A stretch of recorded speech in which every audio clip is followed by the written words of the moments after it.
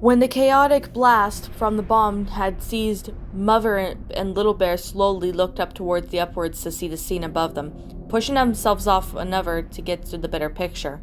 Their eyes became blinded from the aftermath, as it seemed to begin to become harder anything they could all say and speak of for that matter. "Oh my goodness," Mother Bear said while her pupils slowly retracted to the awful scene of the bombing. "It's gone. Everything is gone." Mother Bear started to slowly look upon her surroundings, back and forth trying to hold her tears. The woods had been completely burned to crisp, with only the exception of some trees that had mangled to stay unearthed from it all, slumped down with the defeat from their bark and structure.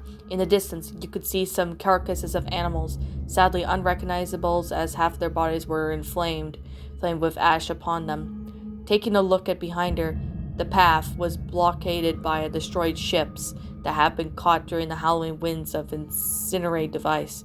Some boats were slowly sinking into their awful demise, while the portholes in the windows were absent from the original places of the ships themselves. "Is it over, Mother Bear?"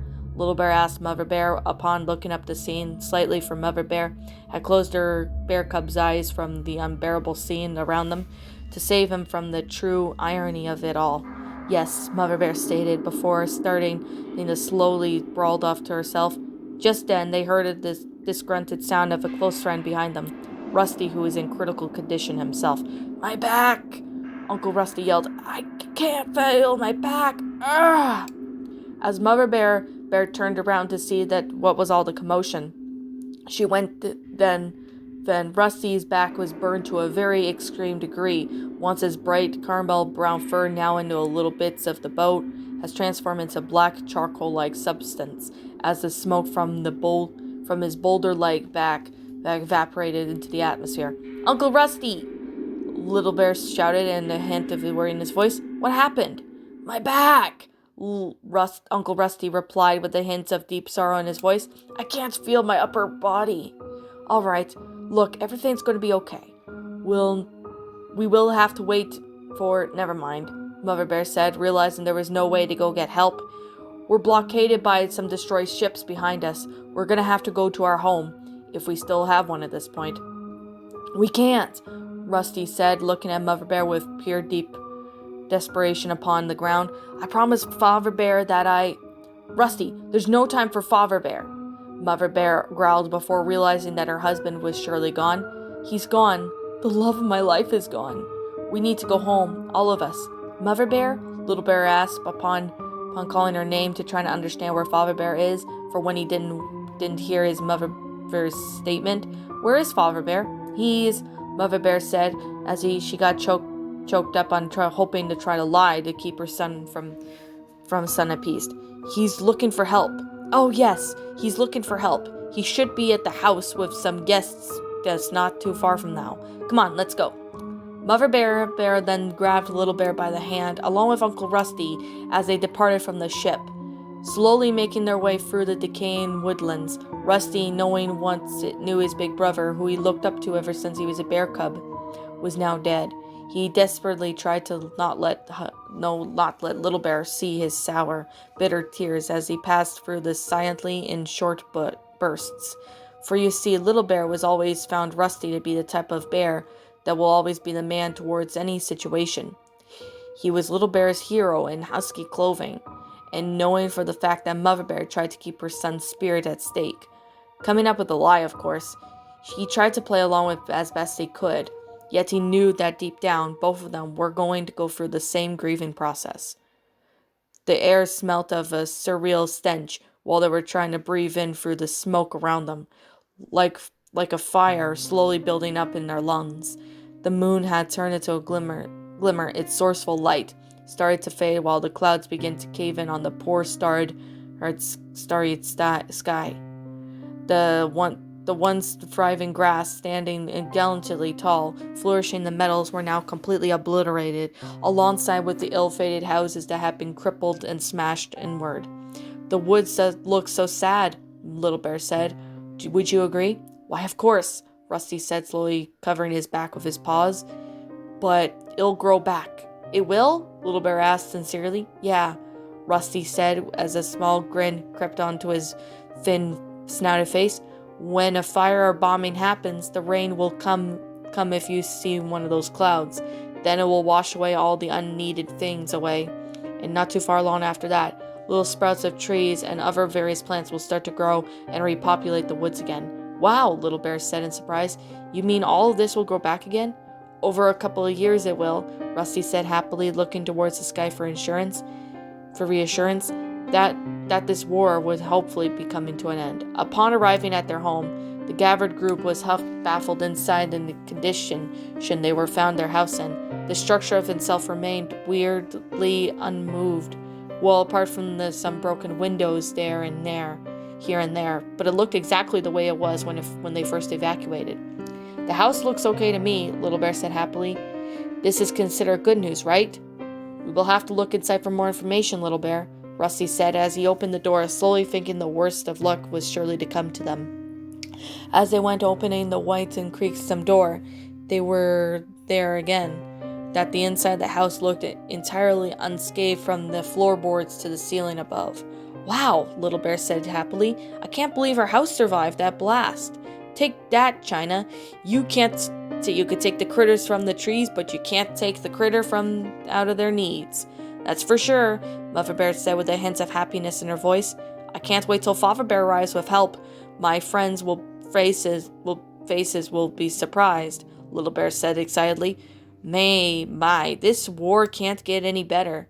After Little Bear's happy-go-lucky comment regarding outlook on the situation, the room remained awfully silent as Mother Bear and Rusty looked towards the floor with unhealed expression whatsoever.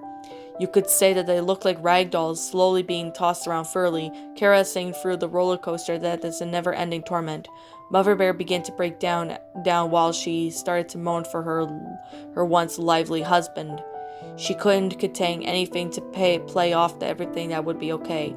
I mean, how can everything be so peachy if you had just lost a loved one the moments after a traumatic event such as this, not including losing your entire world of hands of the war? Mother Bear? Little Bear called upon her name sincerely. What's wrong? Jesus, just strike me down, Mother Bear muttered to herself before commenting on Little Bear Cub's question. Listen, Little Bear, I can't lie to you any longer. To be honest, it sickens me with a bitter passion to have to use this dishonesty to make things fine for ourselves. What do you mean, dishonesty? Little Bear asked frustratedly. Father Bear isn't coming home anytime soon. Mother Bear blurted out, trying to make her words come out quickly in her blinded sobs. He's gone. Dead. In the better of sense of terms. No, not Father Bear. Little Bear stuttered as his eyes began to swell up with tears of his own clinging down to Mother Bear's chest.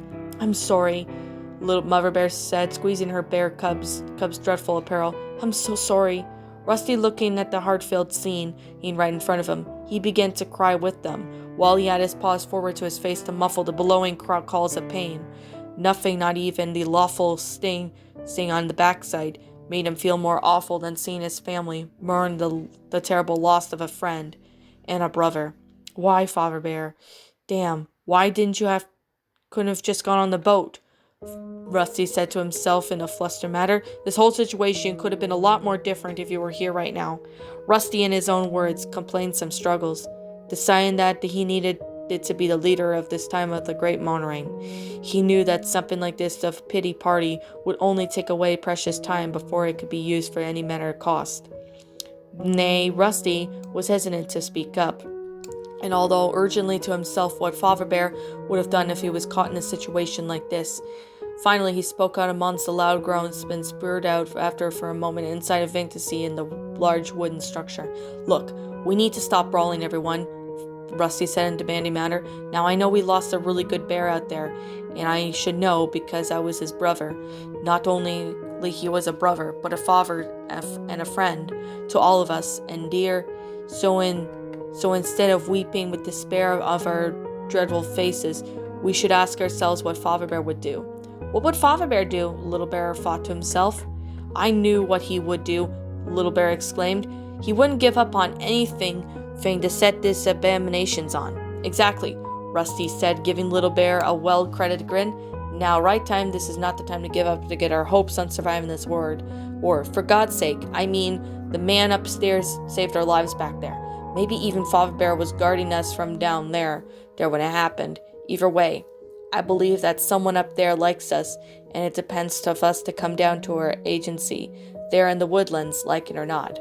We are stuck here for the time being until we get the help we highly desire.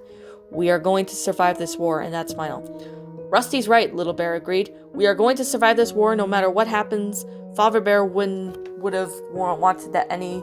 Before Little Bear could continue his statement, a strange buzzing sound came apparent as it got louder and louder, patching with each second.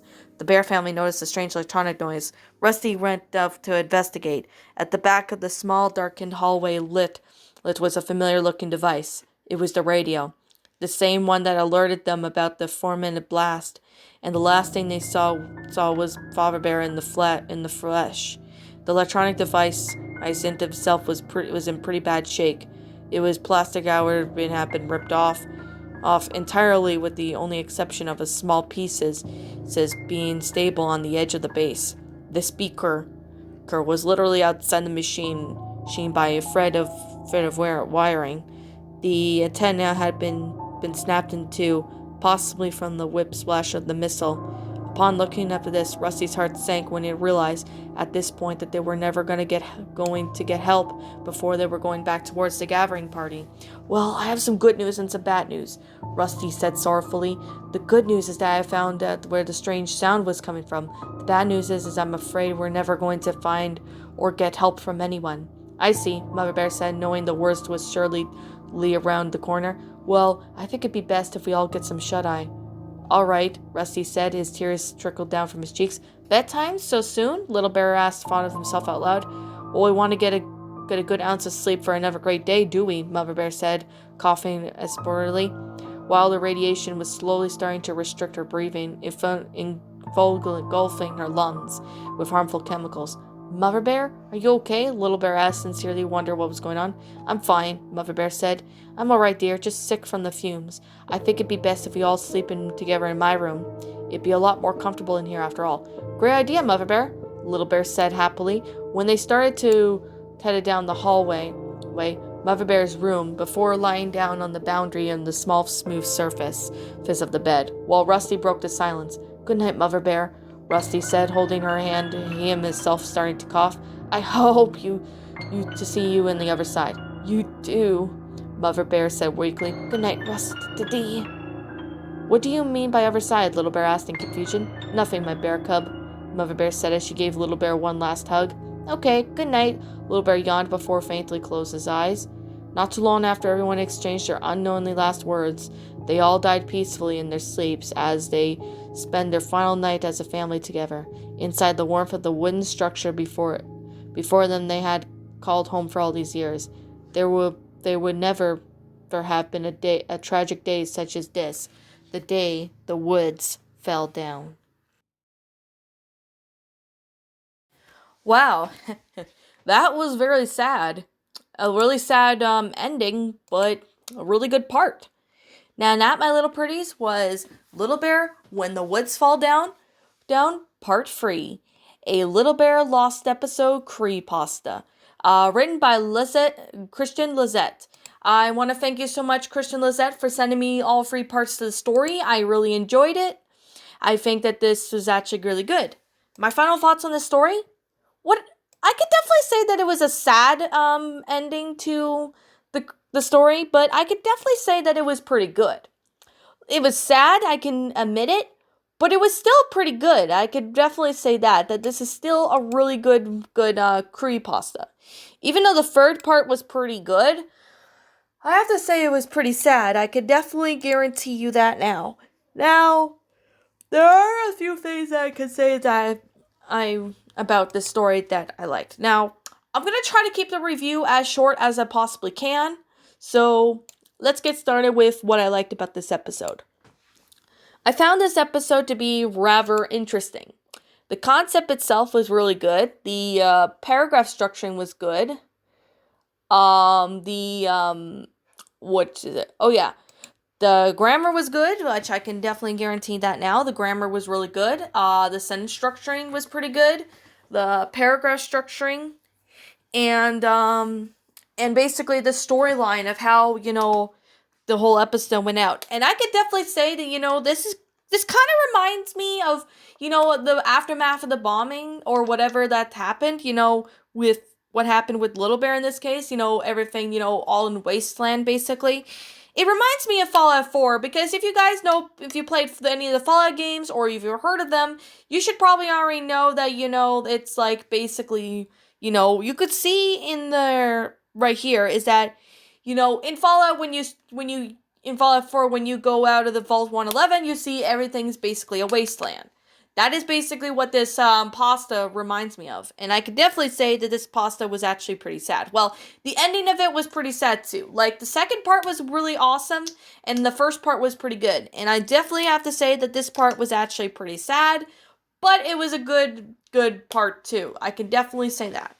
Now, I'm going to keep the review as short as I possibly can, but I could definitely say that there was a lot of time and effort put into the story, Christian Lizotte, so you did a pretty good job. You did an awesome job with the story, and I honestly think that you did really good. I hope to read more stories made by you very soon. Like, if you got, other stories, let me know down below, and I will consider checking them out. So, yeah. I have to say right now that I love this story. I actually found all 3 parts to be really good. The third part, especially being sad, I honestly really thought this pasta was actually really good. Now, like I'm going to say right now, that this is simply my own personal opinion. And if you disagree with me, that's fine too. We're all entitled to our own opinions regards to these curry pastas. And this is simply my own personal thoughts. My final rating of the story would have to get a full 10 out of 10. Like, my final thoughts in part 3 gets a 10 out of 10. The whole thing, I'm going to say right now, gets a 10 out of 10. Flat out amazing. I really do like it. There was definitely time and effort put into the story, and there was, a lot of different, parts of the story that I really do feel that was pretty cool. I honestly found, the concept itself to be rather awesome. Now, is there anything negative that I do have to say about the story? No. I don't have anything negative to say about the story. It was actually really good. Everything about it was just downright awesome, amazing. Like, there was a lot of time and effort put into the story. And this is having to be one of the best curry pastas I've ever seen. And I could definitely say that I really enjoyed it. There was a lot of time and effort put into the story. And that is something I can definitely say right now that it was actually pretty cool. Now, anyways, what did you all think about this curry pasta? Did you all enjoy it? Did you not? Also, what we have done personally to help make this story a lot better. Leave me know what your thoughts are down in the comment section down below. I'm the Queen of Lions. Thank you so much for watching today's episode. And if you're brand new here to this channel, be sure to like, comment, and subscribe because I make brand new videos every single day. Don't forget to ring the notification bell to when I upload so you guys will not miss an upload. And I'm going to be honest right now, shout out to Christian Lizotte. He did a pretty good job on the story. And I honestly really liked it. And I hope he continues to make more curry pastas like this. So anyways, and I'll be seeing you all. Please, and like always, please roll the outro because I'm out of here. And I will be seeing you all in the next video. Peace out.